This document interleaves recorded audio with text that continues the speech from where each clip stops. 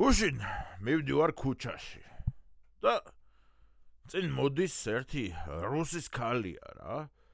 ქერა გრძელი თმა ცისფერი თვალები, მკერდი ესეთი, გრძელი ფეხები და მაჩერებს რა რო. Здравствуйо, მეთქი? Здорово. წამოუ რა, წამომყევიო. Пашлио რა, ეს ხელით მაჩვენებს, ესე пашлио, пойдём და ხელიც ჩამკიდა. მეთქი, კაი, пошли, ხა კი ვიცი რომ ქართველი კაცები ვევასებით რუსებს, მაგრამ მეთქი, ხა წავედით, მოკლედ სასტუმროში ავედით რა და დავაიო რა, დალიეო, მეუბნება რა ეს ქალი. ნასტია. მეუბნება დალიეო, კი ვიცი რომ ხა დალიეო და მოკლედ ერთი ამბავი მეორეს მიყვა, მეორე ამბავი მესამეს და მესამე ამბავი რა თქმა უნდა მეოთხეს და მეოთხე რა თქმა უნდა მეხუთეს. და გაიხადა.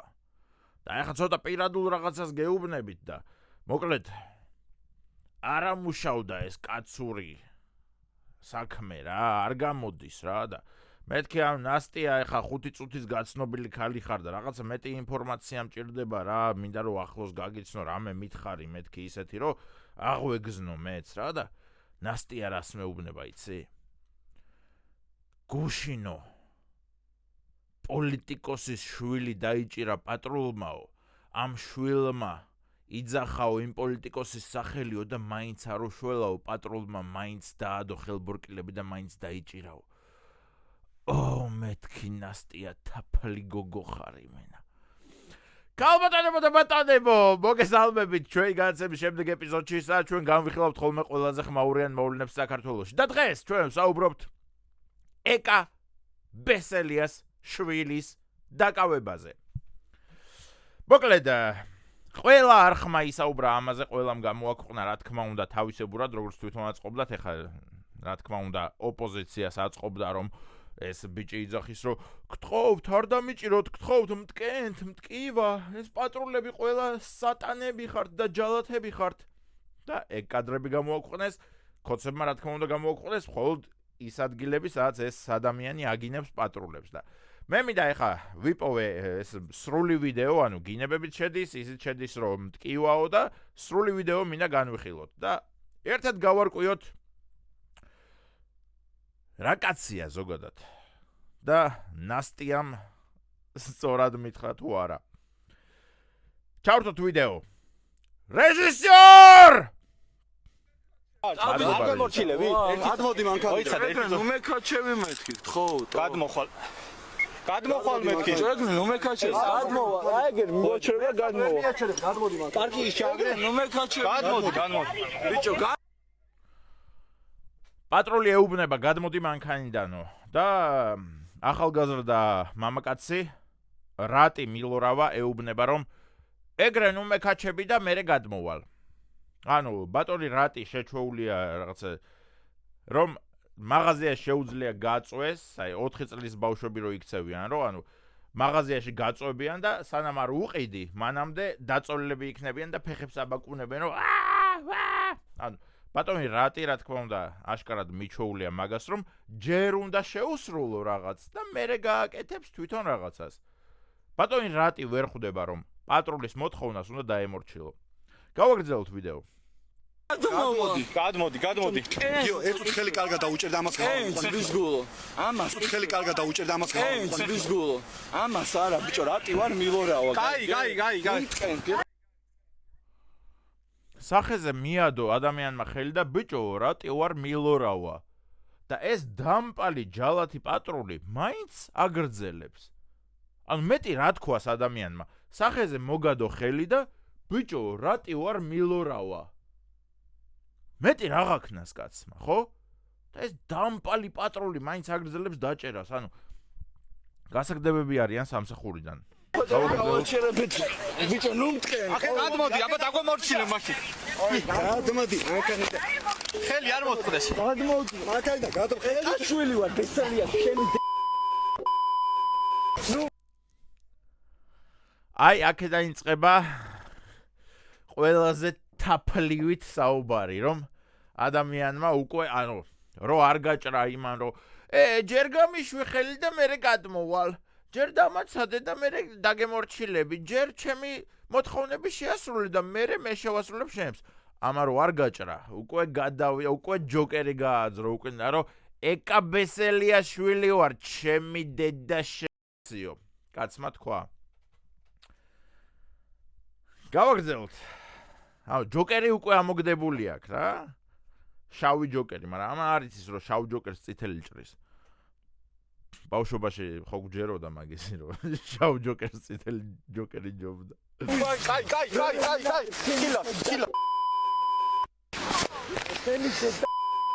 კაი მოიცადე ოპ უკვე გადავიდა პატრულის გინებაზე ბატონი რატი ნელა აი სიო ხელი მომტყდა შედედა მოტყლო მე მაინტერესებს ბატონი რატის რენტგენის ნახვა ანუ მართლა მოტეხილი აქვს თუ არა ხელი და მართლა მოტეხა თუ არა პატრულმა ხელი დაკავდა გადმოვდივარ მეორე ხელი მოუტანე გადმოვდივარ სიო კაი ნუ მოკლედ ეს მოხდა რა დააკავეს შემდეგ მოდი ცოტა ავასტრაფოთ აქ აკავებენ აქ პატრულები ერთმანეთს ეკითხებიან რომ კამერა ხო ჩართული გაქვსო ესენი იძახიან რომ კიო ყველას ჩართული გაქვსო მანქანაში სვამენ ბატონ რატის მოდი ბატონი რატის ნაცვლად ეკას შვილი დაუძახოთ იმიტომ რომ მართლა ეგ პონტია ბატონ ეკას შვილს სვამენ მანქანაში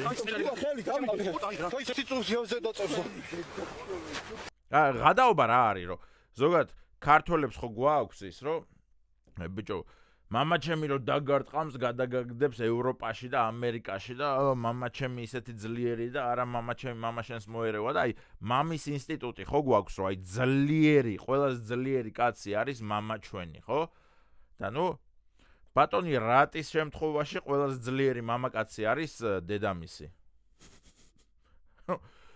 ბიჭო ხელი არ მომკიდოთ თორე დედა ჩემი რომ დაგარტყამთ გადაგაგდებთ ამერიკაში დედა ჩემი იცით ეკაბესელია ეხა დაურეკავ ნახეთ რა გიქნათ მოკლედ დააკავეს რა თქმა უნდა და მადლობა პატრულს და მადლობა ამ თანამშრომლებს რომლებმაც დააკავეს და აბსოლუტურად დაიკიდეს ეკაბესელია შვილი ვარ და რაღაცეები და შემდეგ მოусმინოთ ქალბატონი ეკას განცხადებას და კადრებში რომ სისხლის სამართლის დანაშაული აქვს ჩადენილი რამდენიმე პოლიციელს რომელსაც აუცილებლად დავადგენ გამოჩნდა კადრებში რომ სისხლის სამართლის დანაშაული აქვს ჩადენილი რამდენიმე პოლიციელს ქალბატონო ეკა თქვენი შვილი რომ ბოდიში და გადა იმას ქნებული მართავდა მანქანას პატრულს რომ არ ემორჩილებოდა რომ ახსენებდა თქვენ სახელს და ეგონა რომ რაღაც იმუნიტეტს გამოიწვევდა თქვენი სახელის ხსენება მაგას რატომ არაფერს ამბობთ აი რო მართლა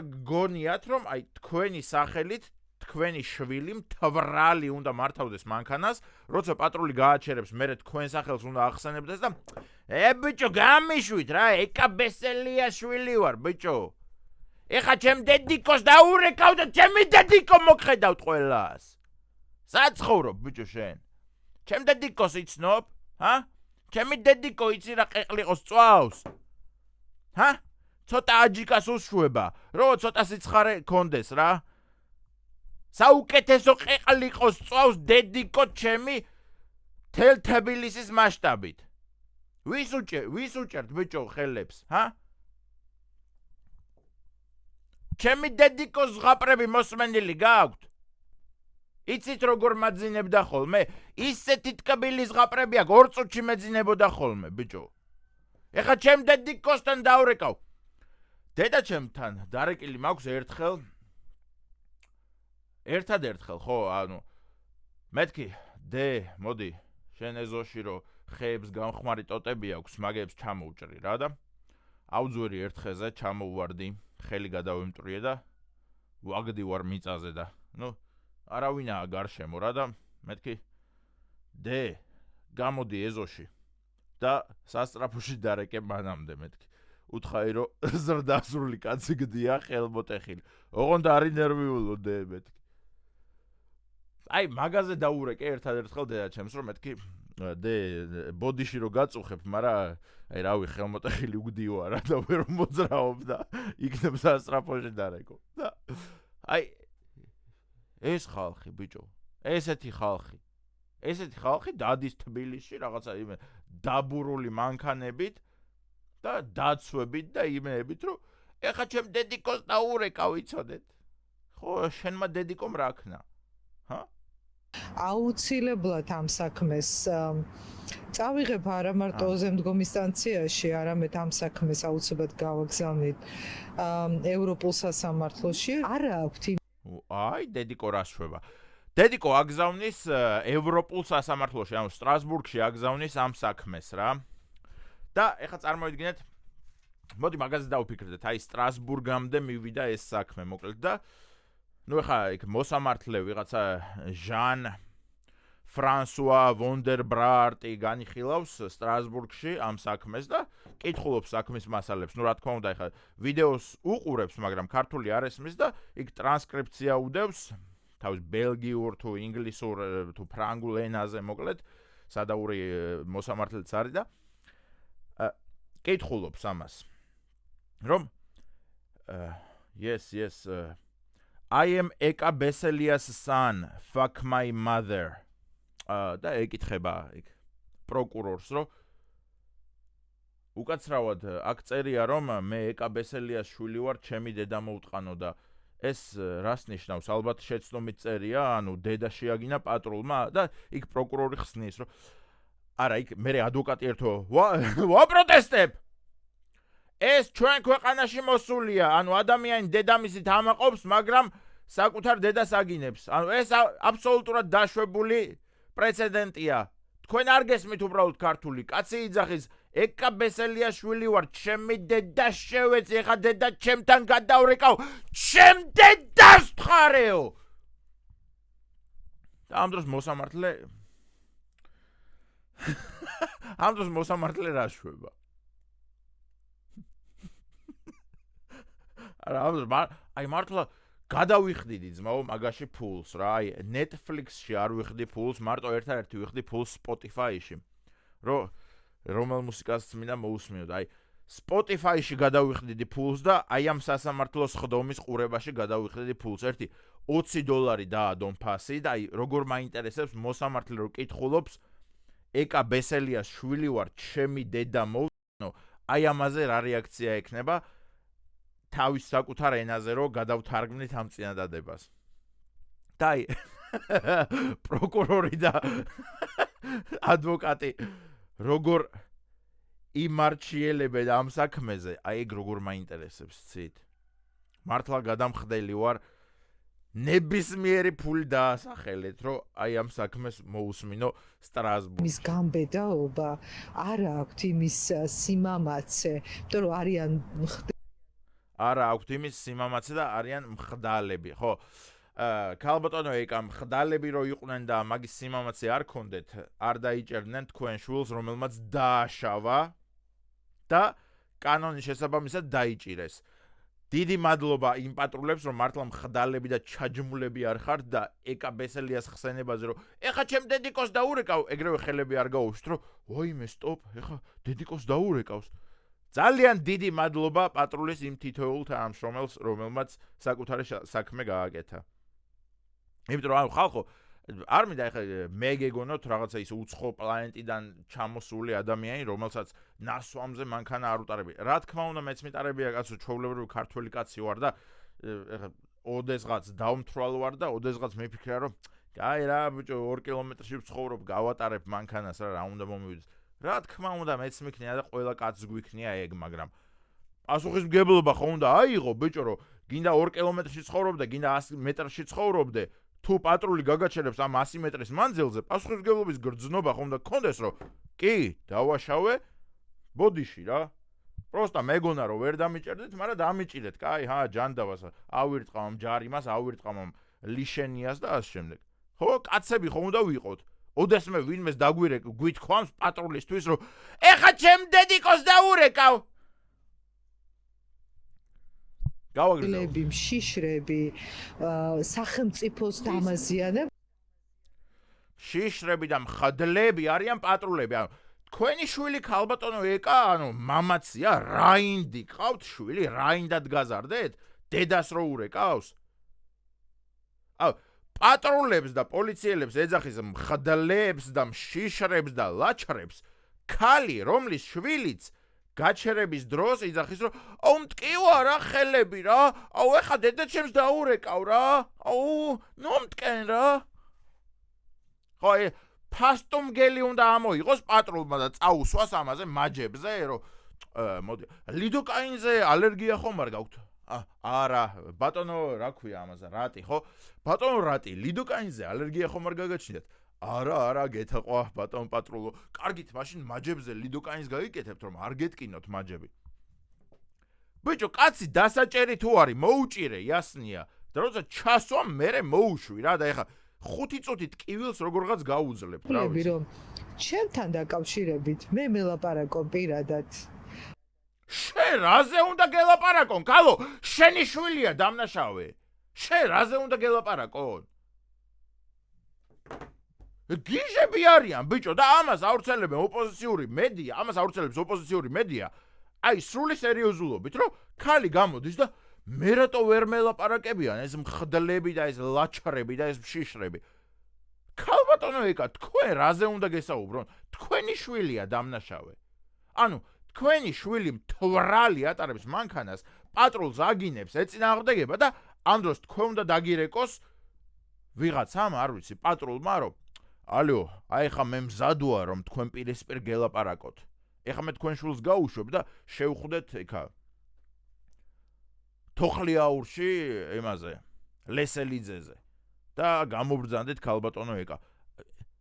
აი ესე რო წარმოუდგენიათ, ბიჭო, აი ეს საბჭოთა კავშირის ხალხი იმენა რა. რო ადამიანებს მართლა ეს გონიათ ყველაფერი, რომ ადრე ესე ხდებოდა და აბა დღეს ესე რატო არ და ხდება? მე და აი რო უკვირთ ადამიანების გონებამდე რო ვერ მიდის, რომ როგორ? აი ჩემი შვილი მთვრალი მართავდა მანქანას, როგორ გააჩერეს? ანუ ადამიანის გონებამდე ვერ მიდის, ვერ ხვდება ზოგადად, არ ესმის ქალბატონს. აი როგორ შეიძლება, რომ აი ჩემი შვილი სიმთვრალის გამო გააჩერო? ვერ ხვდება, აი აბსოლუტურად არ არსებობს ესეთი რაღაცა. ჩათვალე, რომ ეხა ქალბატონ ეკას უთხრა იგივე, რომ აი რაღაც არია 51-ში ამერიკაში არიან უცხო პლანეტელები და ამერიკის მთავრობა გვიმალავს და იგივენაირად როგორც არ დაიჯერებს მაგას ქალბატონი ეკა, იგივენაირად ვერ ხვდება, რომ ჩემი შვილი როგორ გააჩერესო, ბიჭო. მერე რაო რომ თვრალი მართავ, ანუ რა ხდებაო საერთოდ? აი ესაა ბიჭო საგიჟეთ და მოკლედ დიდი მადლობა პატრულის იმ თანამშრომლებს, რომლებმაც არ ჩაიჯვეს. კოსმით მიყვარხართ ის კონკრეტული პატრულის თანამშრომლები და ჩემი გამომწერები. ჩაო კაკაო!